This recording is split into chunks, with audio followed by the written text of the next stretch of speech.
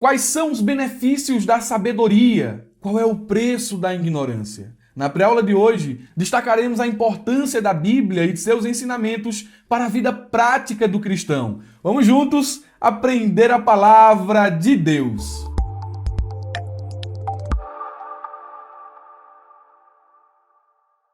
Queridos irmãos, quero cumprimentá-los com a paz do Senhor Jesus. Sou Murilo Alencar e estamos dando início a mais uma pré-aula da Escola Bíblica Dominical, onde estudaremos a lição de número 6, datada do dia 6 de fevereiro de 2022, cujo assunto é a Bíblia como um guia para a vida. Lendo o título desta lição, me recordo de uma passagem bíblica que encontra-se em Esdras, capítulo 7, versículo de número 10. Ali nós temos uma atitude pessoal do sumo sacerdote Esdras, que deve ser a mesma nossa. A Bíblia diz nesse texto o seguinte: e Esdras preparou seu coração para entender, compreender as Escrituras. Foi o primeiro passo de Esdras. Eu preciso compreender o que está escrito. A Bíblia é um guia, a Bíblia dá sabedoria, a Bíblia é uma bússola que nos guia até a eternidade. E Esdras entendeu que a Bíblia tem essa importância singular e ele buscou compreender o que estava escrito. E em segundo lugar, o texto ainda diz lá que depois de compreender o que estava escrito, Esdras aplicou à própria vida.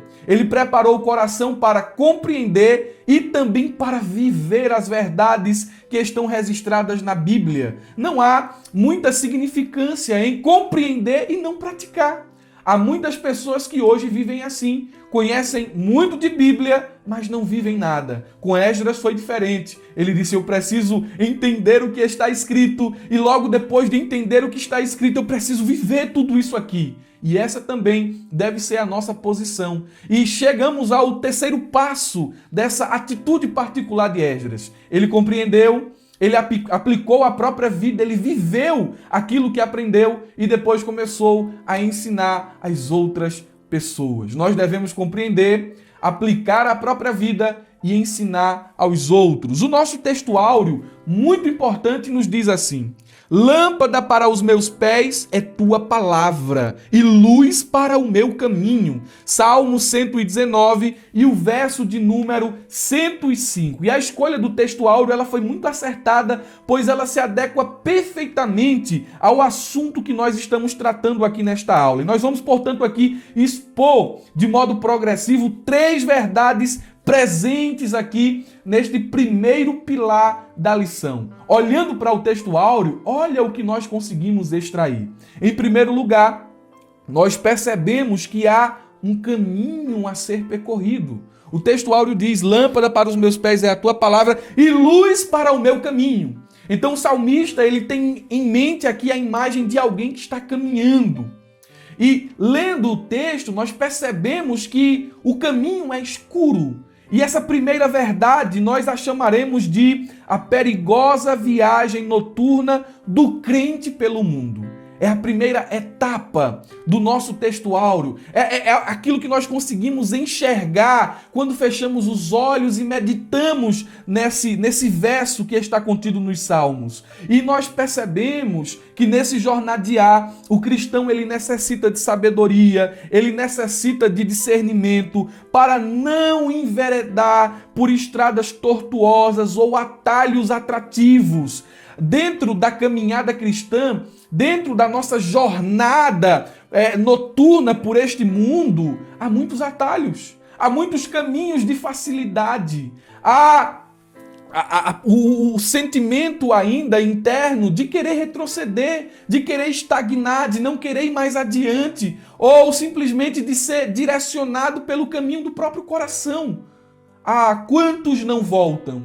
Quantos não desistem? Quantos não param? Simplesmente porque escolheram seguir aquilo que estava em seus corações.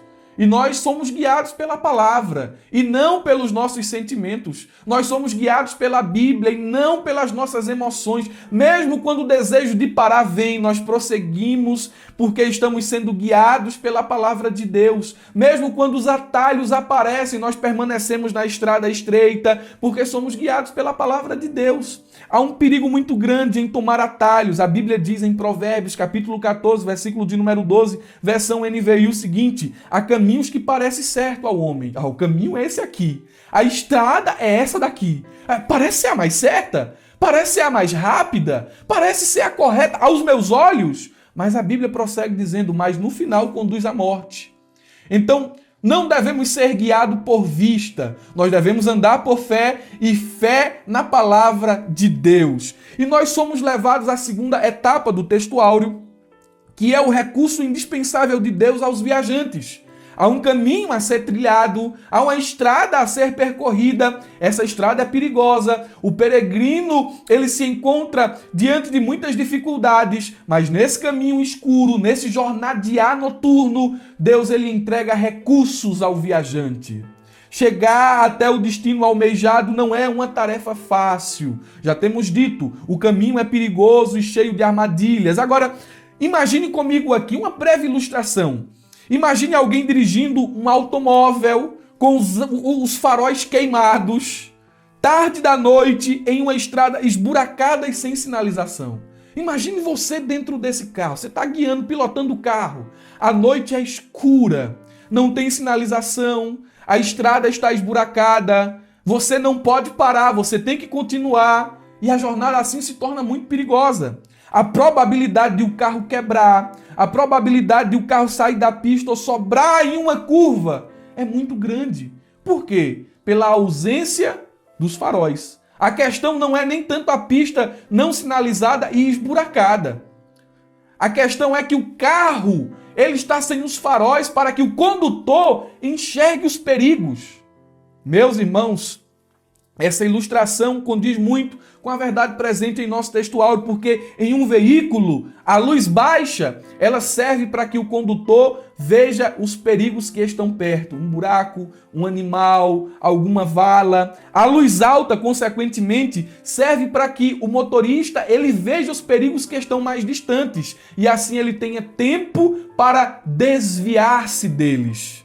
Em comparação a essa breve ilustração, nós chegamos ao nosso texto áureo, voltamos ao texto e o salmista diz assim: é lâmpada para os meus pés, eu consigo enxergar os perigos que estão perto, é a luz baixa, é luz para o meu caminho. A palavra de Deus, ela me mostra os perigos que estão distantes, de forma que eu posso me precaver. Ali à frente, naquela esquina, é a esquina da imoralidade, não posso dobrar por ela, preciso seguir adiante. Ali é a esquina da murmuração, eu não posso passar por ali, não posso entrar por esse caminho. Aqui à frente tem um buraco, tem um poço da imoralidade sexual, tem um poço aqui da fornicação. Eu preciso tomar um caminho diferente, eu preciso seguir por outro caminho, porque a Bíblia, ela é essa luz que vai me avisando das estradas, vai me mostrando dos perigos que estão pela estrada. É lâmpada para os meus pés e luz para o meu caminho. Ela é o recurso de Deus para o viajante. E nós chegamos à terceira etapa do nosso texto áureo, que é o destino final. Quem está em um caminho, é óbvio que ele tem um ponto de chegada.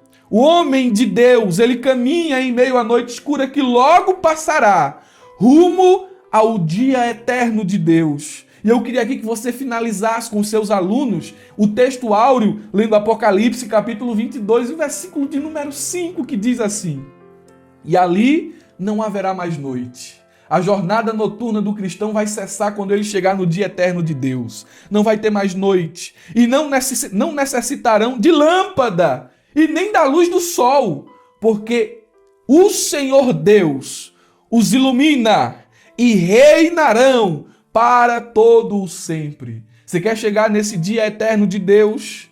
Tenha a Bíblia Sagrada como seu manual de fé e prática.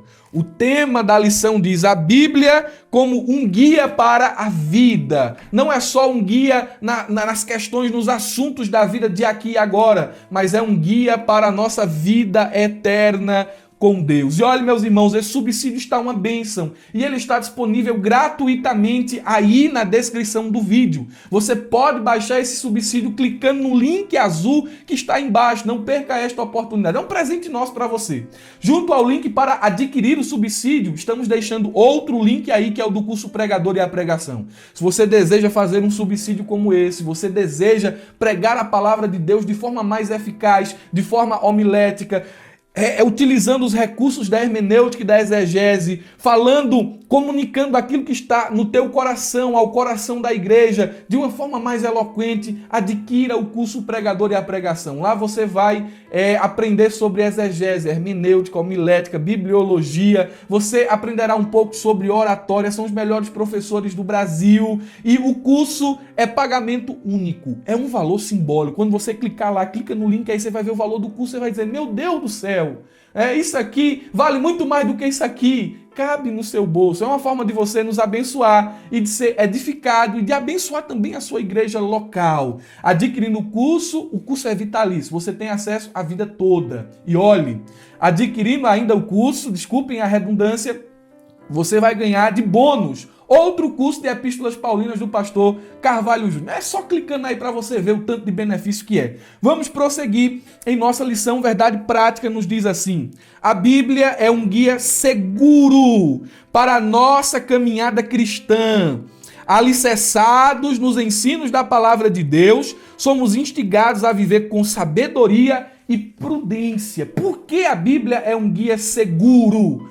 Justamente por causa de seu autor. Seu autor é Deus, aquele que não pode mentir, aquele que não pode errar, aquele que conhece o passado, o presente e o porvir, aquele que não muda, aquele que é o mesmo ontem, hoje e eternamente. Dentro da Bíblia, nós não encontramos, o autor da Bíblia, ele não é como um homem que tem as suas inconstâncias, que é algo hoje aqui, que diz alguma coisa ali e muda acolá. Não, a Bíblia é a palavra de Deus, desse Deus verdadeiro, desse Deus fiel, desse Deus todo-poderoso. Suas palavras não passam, suas palavras não caem por terra, suas palavras não ficam em descrédito pelo não cumprimento. A Bíblia diz que ele é um vigia que está acordado, velando em cumprir a sua palavra. E por isso, nós cremos que a Bíblia é um guia seguro. E alicerçados na palavra de Deus, nós vivemos em prudência e também, consequentemente, em sabedoria.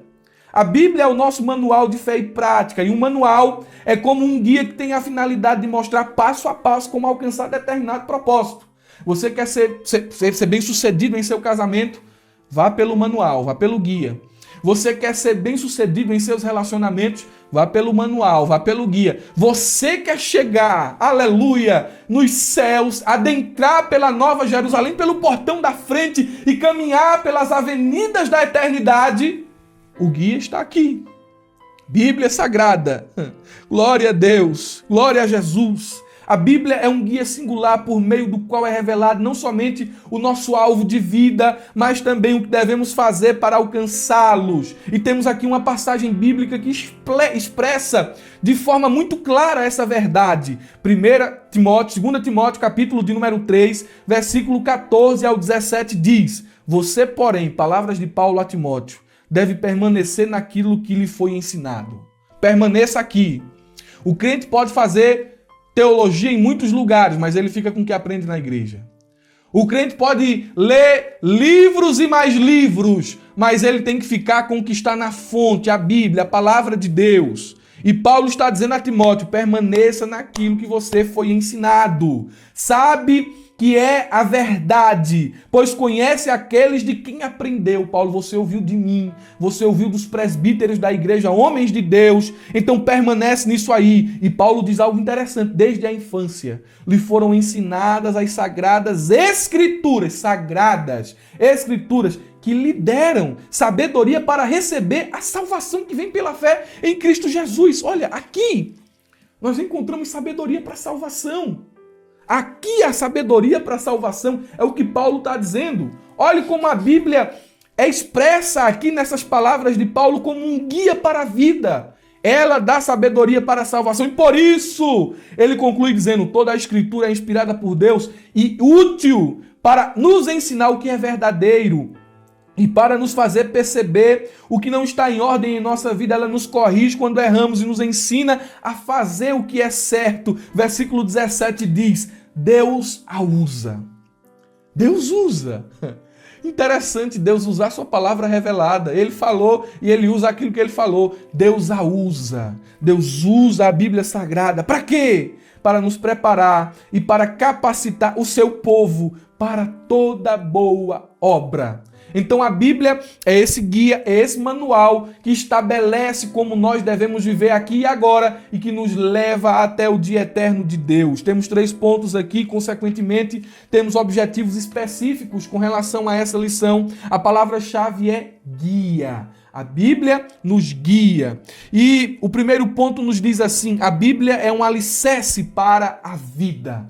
Nós devemos construir a nossa vida, nós devemos pautar as nossas escolhas, submeter aquilo que nós planejamos e sonhamos aos ditames da palavra de Deus.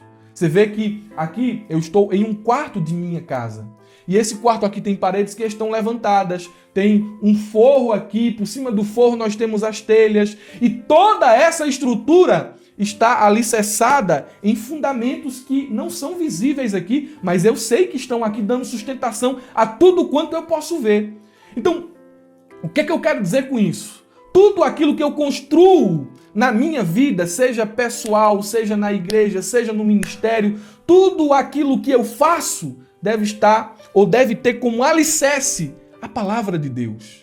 E eu queria que você instigasse aí os seus alunos, eu estou tornando aqui a aula mais dinâmica, né? Instigue os seus alunos a refletirem sobre como eles estão vivendo agora. Você, professor, reflita sobre isso um pouco e depois leve para os seus alunos como é que você está vivendo agora. As suas escolhas de agora, a sua vida de então, agora no presente, elas estão alicerçadas em quê?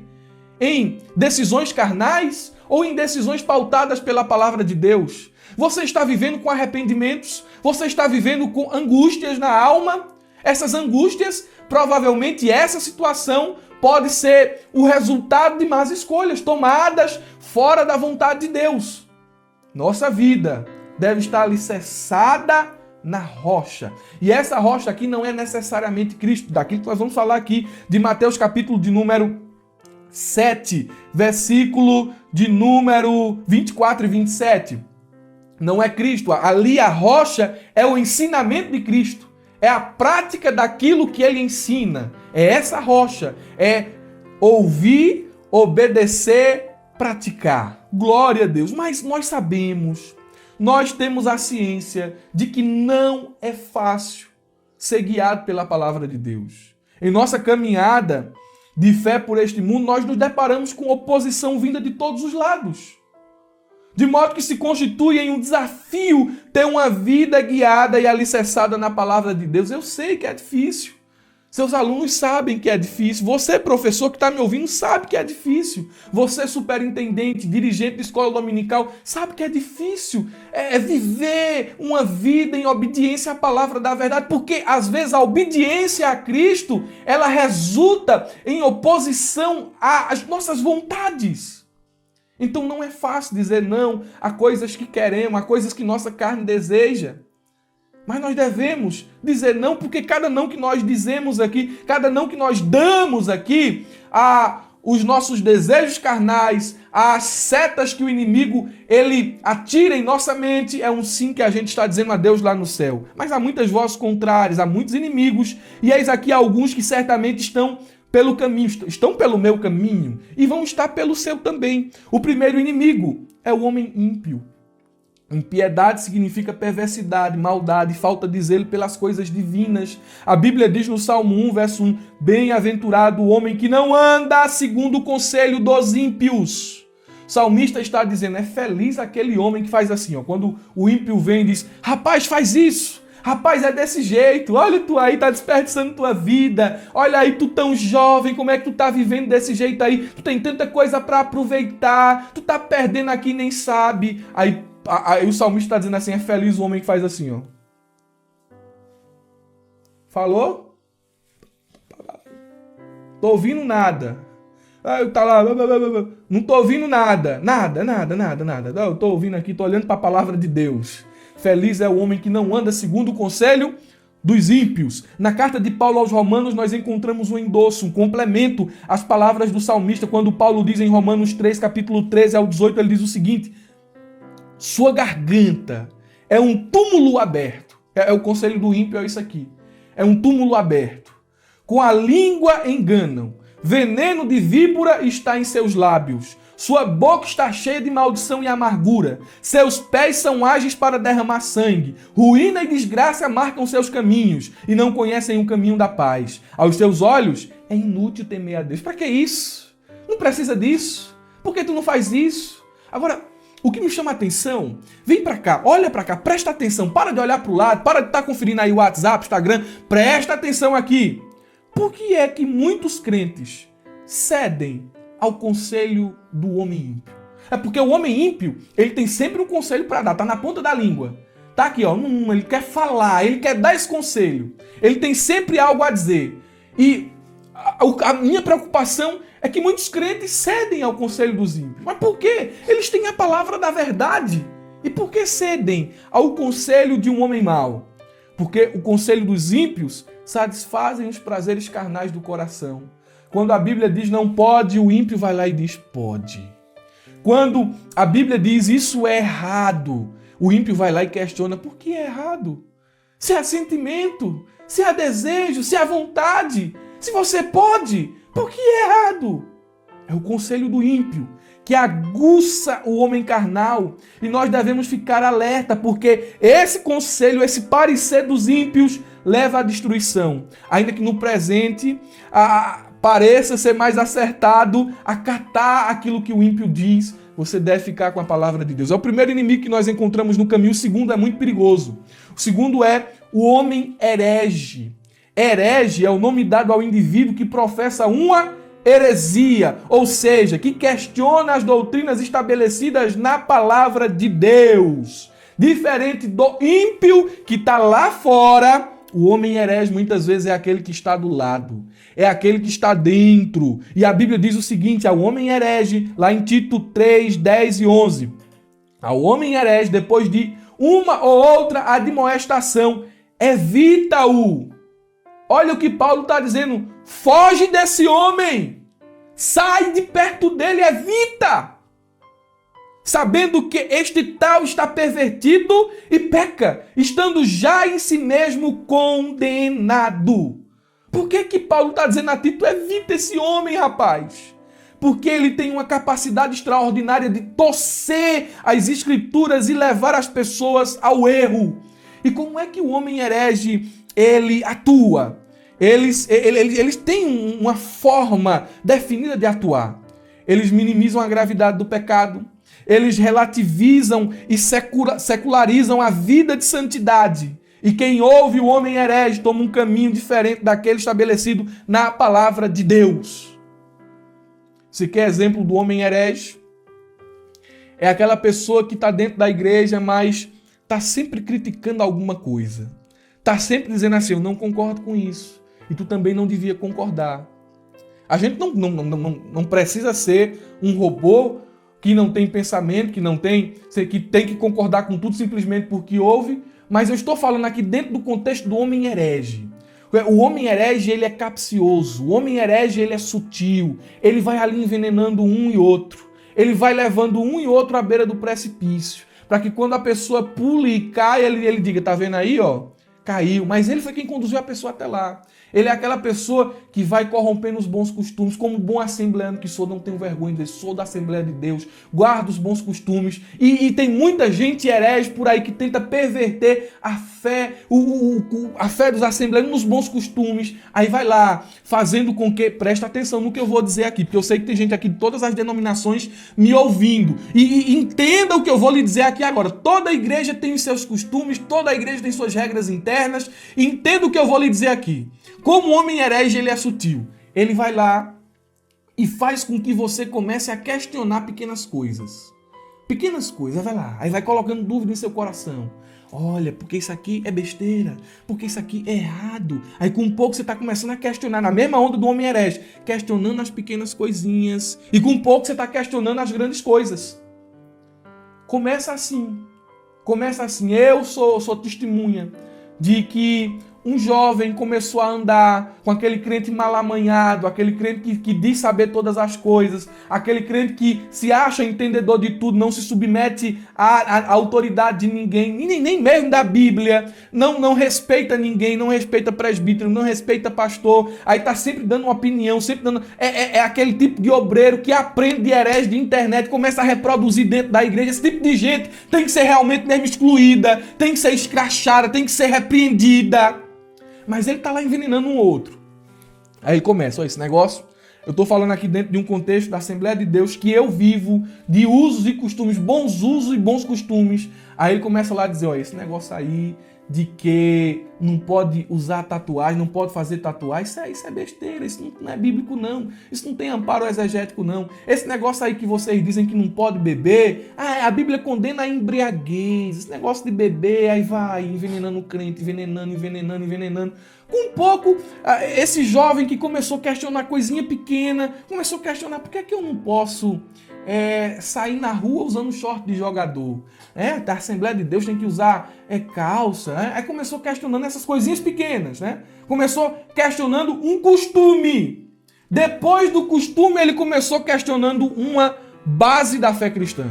Começou pouquinho e foi avultando. Com um pouco ele estava dizendo: por que é que a gente não pode se relacionar sexualmente antes do casamento? Eu amo ela, ela me ama, e qual é o problema nisso? A gente não vai casar. A gente já não está noivo. Então por que não pode haver o relacionamento sexual? Começou questionando pequeno, costume. Depois começou a questionar princípio bíblico.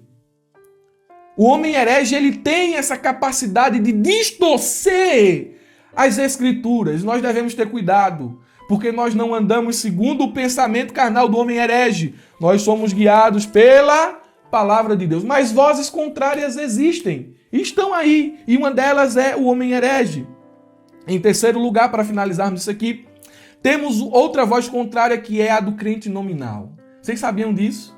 Às vezes as pessoas falam assim: olha, fulano de tal é católico. Aí você pergunta: você é católico? E ele diz: eu sou católico, mas eu sou um católico não praticante. Ou seja, eu não vou à igreja católica, eu não participo das missas, eu não sou católico. Sou católico de confissão, mas não sou praticante.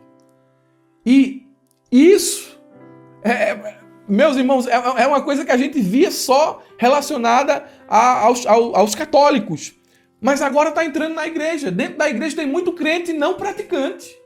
Eu sou evangélico, mas eu sou evangélico não praticante. Isso é mal, é doença do século XXI.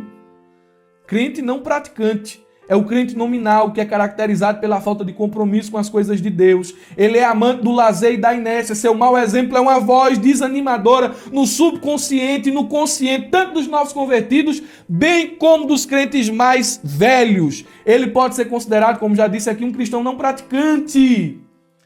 Evangelização. Aí tá lá os irmãos saindo na evangelização e o crente não praticante fazendo churrasco em casa. Tá lá culto de oração e o crente não praticante na praça. Tá lá vigília, mini vigília, e o crente não praticante sentado na calçada de casa com os amigos mundanos. Aí esse mau exemplo vai falando. E às vezes essa voz contrária, desanimadora, vai desanimando aqueles que estão fazendo.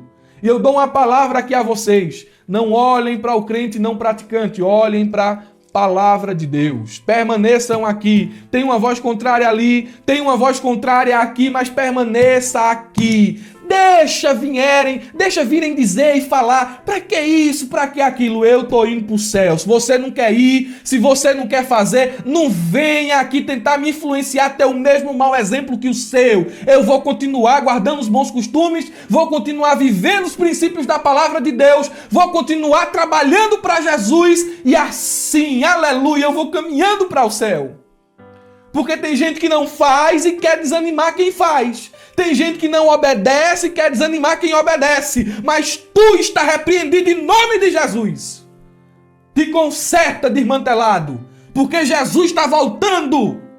Glória a Deus. A Bíblia diz em Tiago, capítulo 1, versículo de número 22, conselho para mim, Murilo, é conselho para tu, recebe esse conselho, em nome de Jesus. Quem está ouvindo, receba também. Diz o seguinte: sejam praticantes da palavra e não apenas ouvintes, enganando-se a si mesmos. Tem muita gente enganada por aí.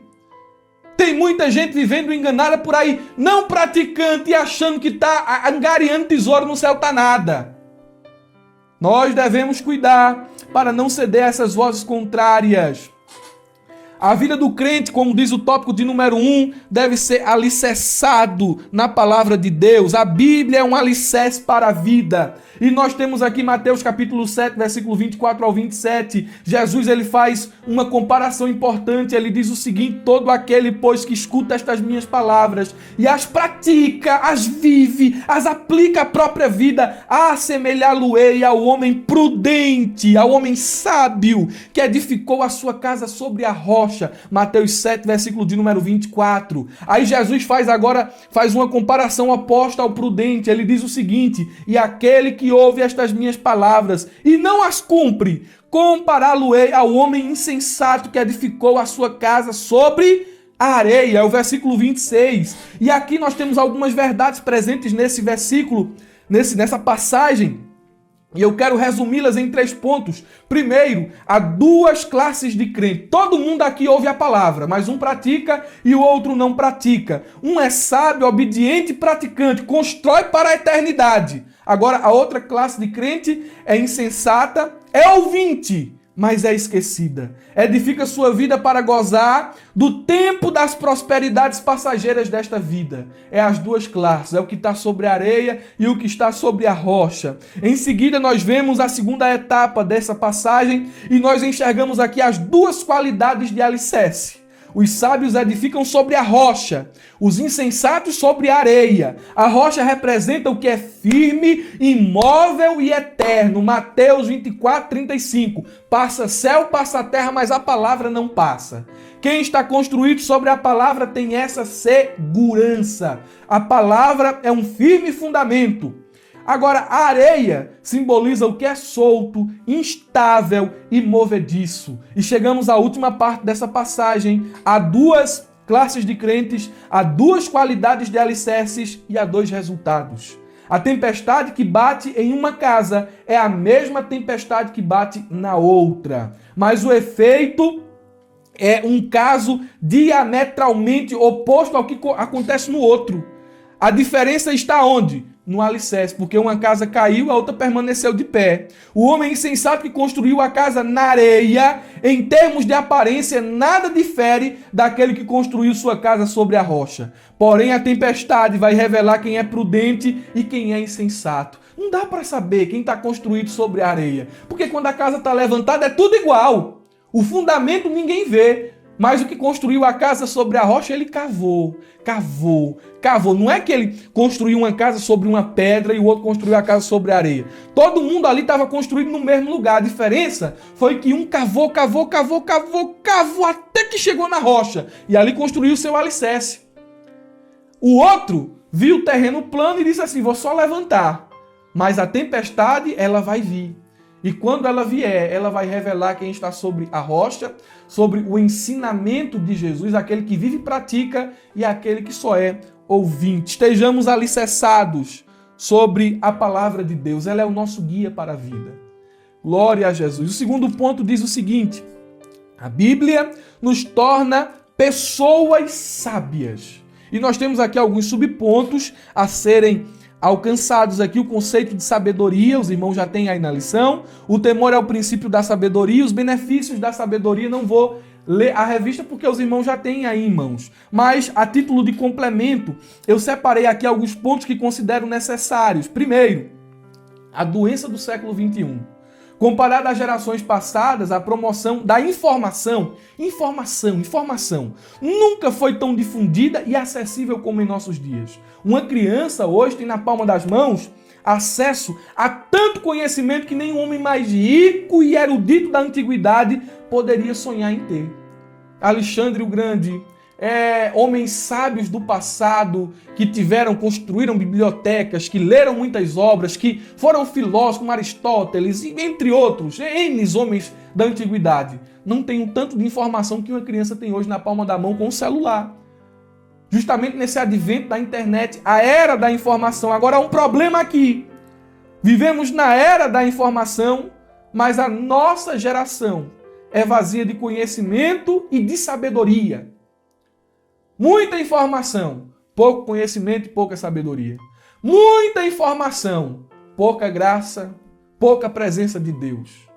E eu separei aqui algo interessante. Como é que nós transformamos informação em conhecimento?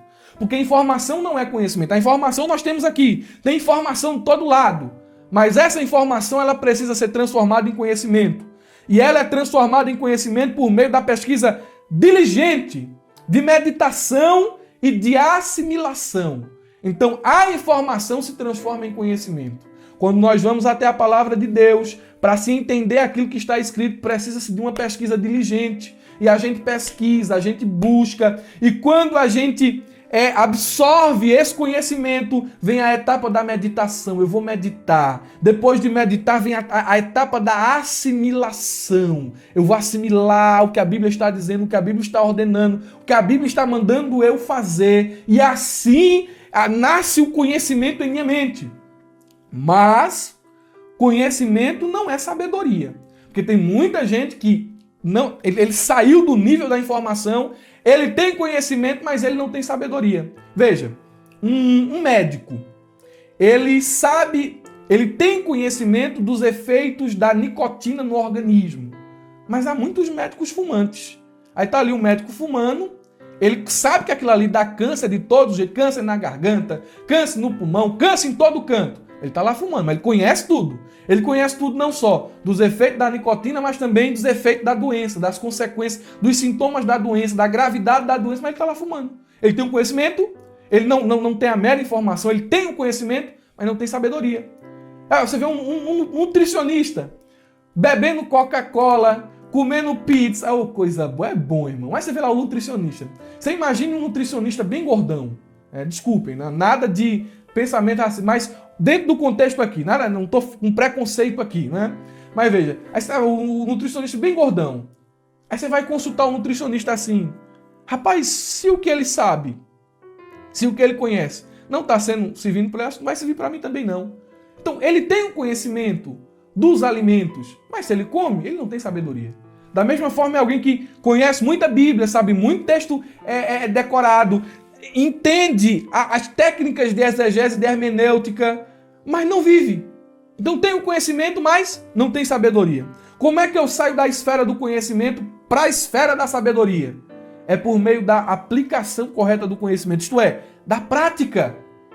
Eu conheço, eu pratico. Se eu conheço e pratico, eu sou sábio. A Bíblia diz, Apocalipse 22:7, eis que cedo venho, bem-aventurado aquele que guarda as palavras da profecia deste livro. E guardar aqui é muito mais do que memorizar, é praticar. Bem-aventurados que guardam, não é memorizar, é praticar, é viver o que está escrito na Bíblia. E nós temos aqui, tem a doença, e em meio a essa doença nós temos o remédio eficaz de Deus. Porque a Bíblia, ela dá sabedoria àqueles que são ignorantes. Deus é a fonte de toda a verdadeira sabedoria. Eu gosto dessa versão aqui da King James atualizada. Daniel capítulo 2, versículo 21 diz assim, ele muda as épocas e as estações, destrona reis e os estabelece.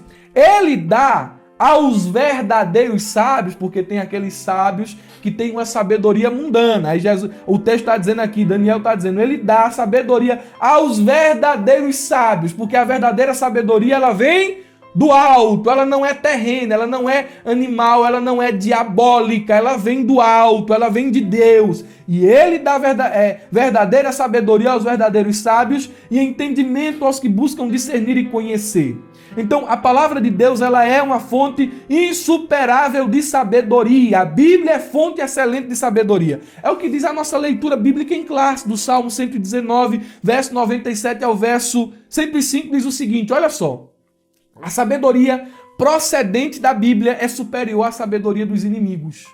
É interessante isso aqui. A sabedoria dos inimigos é aqui desta terra, mas a sabedoria do crente, ela procede do céu. E por isso, ela é muito maior do que a sabedoria dos opositores. A Bíblia diz, Salmo 119, verso 98, você pode acompanhar até na lição aí mesmo. Verso 98 diz assim: Tu, pelos teus mandamentos, faze-me mais sábio do que os meus inimigos, pois estão sempre comigo.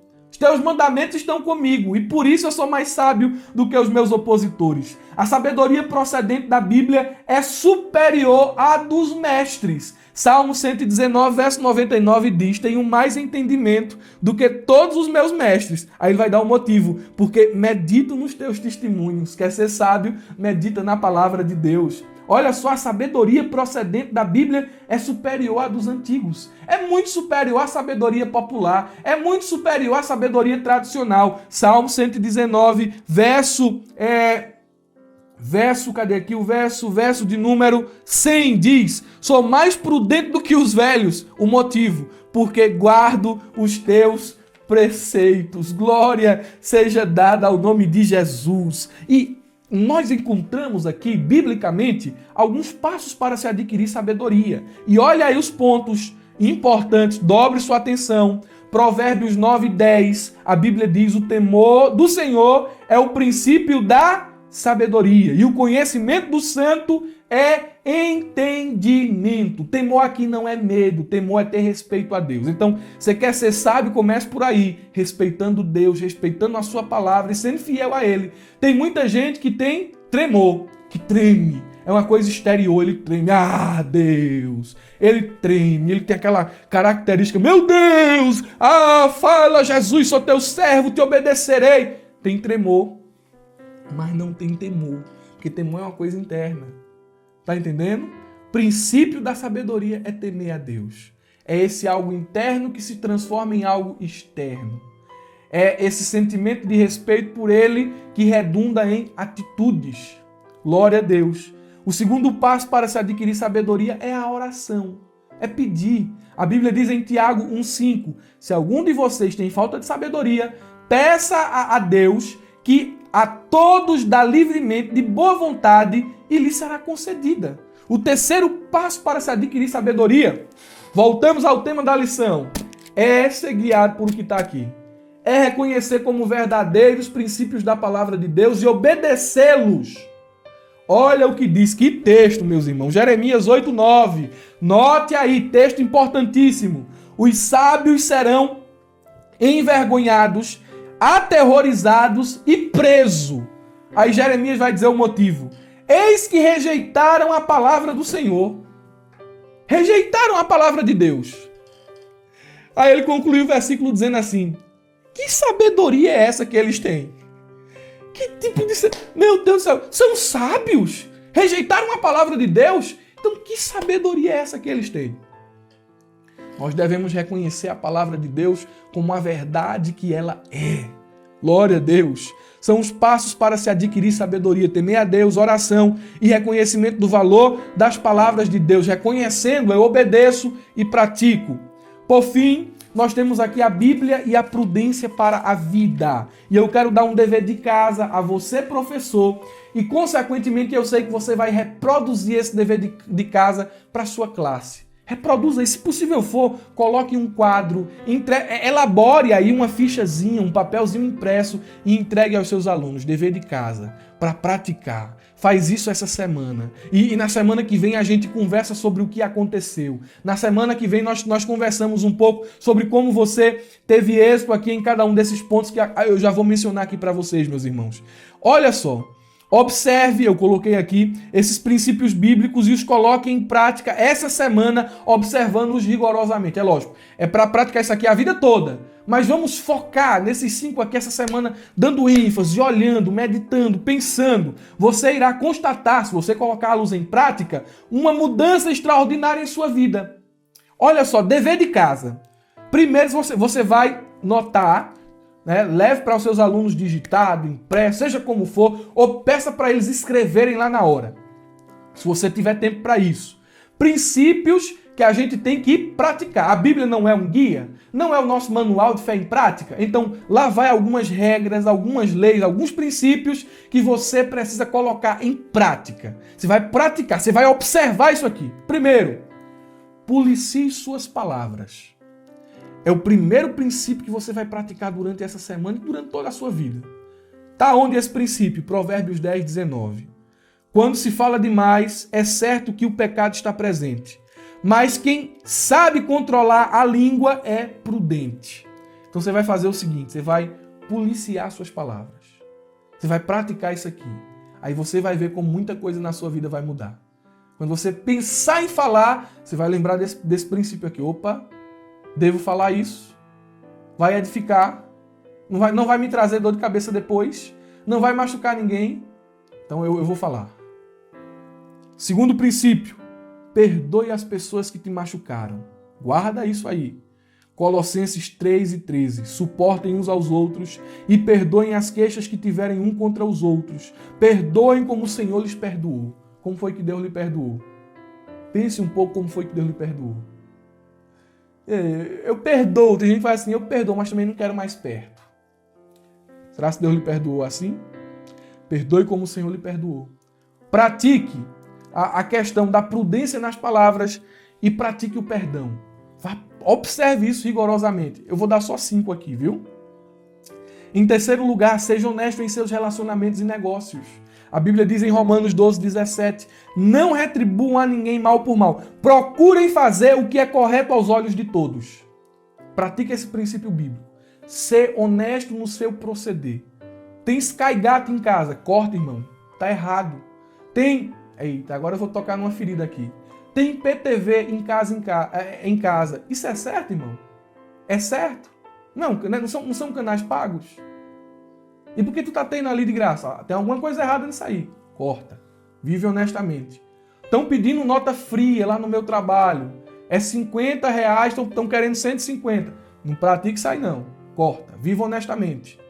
Tem um gato na água. Meu Deus, crente com gato na água. Jesus do céu. Corta. Vive de forma honesta. Pratica aquilo que é correto aos olhos de todos. É o terceiro princípio que você vai praticar. Onde é que eu estou errando aqui? Onde é que eu estou me conduzindo de forma errada? Eu preciso viver a palavra de Deus, eu preciso ver o que é certo. Em quarto lugar, não desperdice seu tempo. A Bíblia diz em Efésios 5, 15 e 16. Tenham cuidado com a maneira como vocês vivem, que não sejam como insensatos, mas como sábios, aproveitando ao máximo cada oportunidade, porque os dias são maus. Na versão corrigida diz remindo o tempo. Aproveita o teu tempo. Para de perder tempo maratonando série da Netflix. Tu não ganhou nada com isso, nem vai ganhar. Tu não foi edificado com isso, nem vai ser. Para de perder tempo no YouTube. Para de perder tempo assistindo shorts. Para de perder tempo assistindo aquela playlist lá do Instagram. Tu não foi edificado com isso e tu também nunca vai ser. Para de perder tempo jogando Free Fire. Tá lá, igual, na expressão aqui do nordestino, igual um aluado, igual um maluco. Tu ganhou o que com isso? Tu cresceu em que com isso?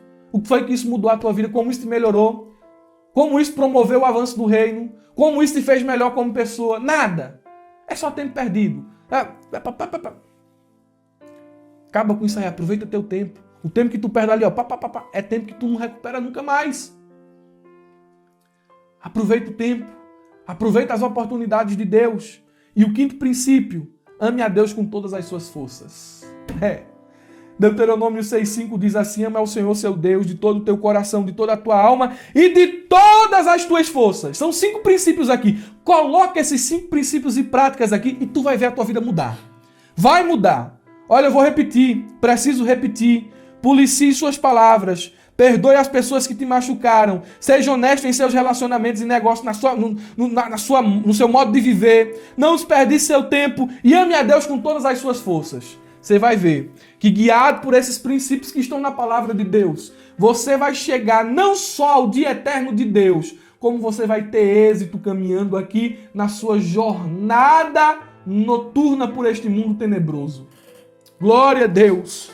Baseie a sua vida, a sua escolha, as suas decisões, os seus sonhos na palavra de Deus e tu vai ver que no final do caminho não tem morte, não tem frustração, não tem angústia, não tem choro, não tem desespero, não tem dor, mas tem realização. Glória a Deus. E tenho dito. Finalizo a lição citando Lucas 11, 28. Mas ele disse, antes bem-aventurado são aqueles que ouvem a palavra de Deus e aguardam. Glória a Deus. Espero que essa aula tenha sido bênção na sua vida. E olha, irmão, marque a gente lá no Instagram. Tire um print aí, ou tire uma foto da telazinha onde você está assistindo essa aula. Marque a gente lá no Instagram. Tanto o @abraajaula, como também lá, @Murilo Alencar. Marca a gente vai estar repostando. É uma forma de interagirmos. Tem uma ótima aula de escola dominical. Não se esqueça, abra a jaula.